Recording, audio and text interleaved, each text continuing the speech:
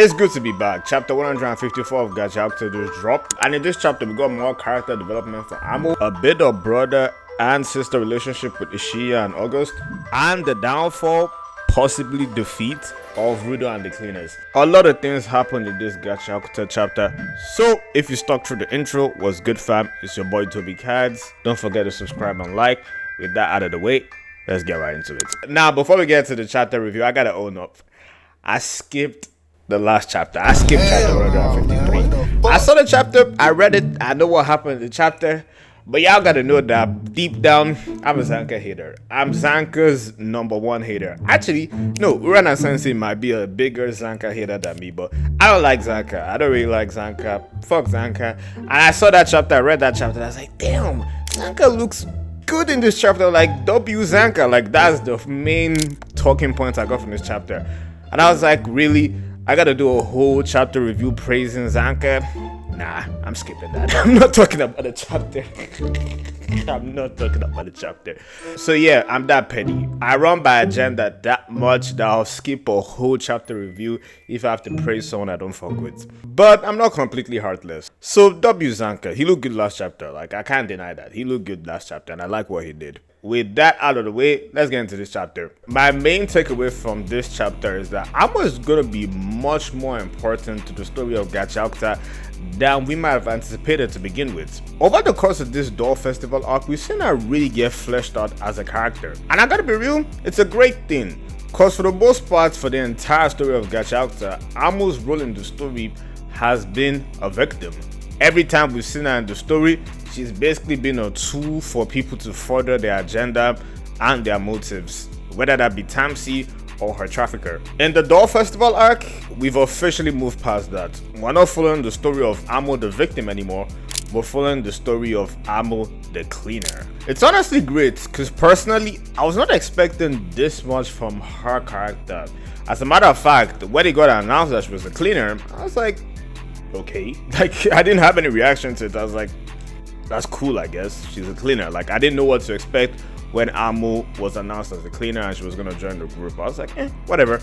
But since then, we've kind of seen her get rehabilitated as a character and put in the spotlight to try and get the most out of her in a positive way. Just in this arc alone, she's been really forced to grow as a character. She's been through highs and lows for the most part. Her leaving the stage after Engine told her she was useless is reasonable if I gotta be real with you. I mean, think about it, this is her very first mission, and with everything happening and playing out as it played out, the whole situation gotta feel overwhelming and intimidating to her. The way I look at Amo right now, what's the difference between her and Rudo in his first mission with Rio when they went to go and take out those trash bits outside the Cleaners HQ? I didn't expect much from Rudo then because he wasn't capable of much. Same thing with Amo now. I'd even say Amo is even more competent and more helpful in her first mission compared to Rudo's first mission. And that's why after this chapter, I've gained much more respect for her. Cause it's easy to quit, it's easy to give up, it's easy to walk away. But even with everything going on right now, she still pushed through and forced herself to be trying and helpful in this situation. Because she knows that's really the only way for her to grow and gain the much needed experience she needs for her boots. Quick side notes, Amo seeing Zanka dripped in blood as Goka is taking him away, to her seeing Engine and the Unbreaker in a pile of rubble, and finally seeing Maimo dominating Rudo is honestly quite the scene and setup if I'm being real with you. Seeing all of these things from Amo's perspective really nails home how fucked up this situation is right now for Rudo and the Cleaners. Like, I gotta be real, shit is very real now. If Maimo is not defeated, the fate of the world is possibly over as we might know it. And that takes me to my next point. Bruh, Maimo is a fucking problem. God damn, this dude is a menace. Like, there's no other way to put it. He's a menace. A lot of y'all like to give credit to Tamsi for how great of a villain is and everything is done. And that's fair for the most part. I'll agree. I won't disagree with that. But Maimo right now, yeah, this is what a real menacing villain looks like. That last page, nah, that gave me Kaido one-shotting Luffy vibes. Like, that was nasty. And the crazy thing is, it's not like Rudo was 1v1 in Maimo. He had Ryu and the Adware brothers there, but damn, Maimo still took care of everybody and damn near looks like he's about to kill Rudo. Right now, Maimo is a god, and I'm not sure how things are gonna play out in the story. The only way to defeat him, if I had to make a prediction, I believe it will have to be something with the Watchmen series. And let me explain. Firstly, why is Amo here? Respectfully, I like everything that's going on with her, the character developments, like her pushing herself through. But let's be real, she's not doing anything against Maimo in this scenario. Like, she's useless. She can't do anything right now, if we're being for real. So, that got me wondering, what if she gives Rudo her boots for him to use to try and beat Maimo? I mean, Rudo obviously has more experience than her, so maybe he could better utilize her boots than she could use it. With the power of the 3-hour gloves and the Watchmen series boots, it might be possible for Rudo to be able to beat Maimo. I mean, what else could it be? Aside from that, I can't really think of any other way for the cleaners to be able to beat Maimo. Urana Sensei didn't even bother to show us the fight to get it across to us how dire and desperate the situation is. Maimo can take out anyone if he tries. Personally, I've always believed that Rudo will wear every part of the Watchmen series come end the story. So him using his gloves and wearing the boots will be the first taste of this for us in the series. The next chapter, chapter 155, is going to be really crazy. I'm putting a lot of stock into this. Rudo is going to wear Amo's boots and he's going to use the boots and his gloves to be able to fight and possibly beat Maimo. I can already picture it. It's going to look so amazing. Like, it's going to be very, very good. Moving on, the whole thing with Ishia and August is cool. I mean, that happened in the chapter, so I gotta talk about it. I can't ignore it and pretend it didn't happen. If I'm gonna talk about the chapter, I gotta talk about everything in the chapter. So yeah, I gotta talk about that. But if we're being for real, that was just there to mostly fill up space. I think this chapter was kind of like a transition chapter, a quick breather chapter right before something really crazy happens. And yeah, the Ishia and August thing was cool, but I don't care. Like, I gotta be real with you, I don't care. I have a little sister, I protect her, I love her, I'll do the same thing August would do. But I don't care, like, whatever. if y'all enjoyed it, if y'all liked it, cool, whatever, that's nice, but I don't care. Now, for some quick fire points, how is Zanka still alive? Like, how? I don't understand. This one's not even hating, there's no agenda, there's no bias. Bro, this guy got his whole stomach blown off, like, even worse than Akainu did to Ace.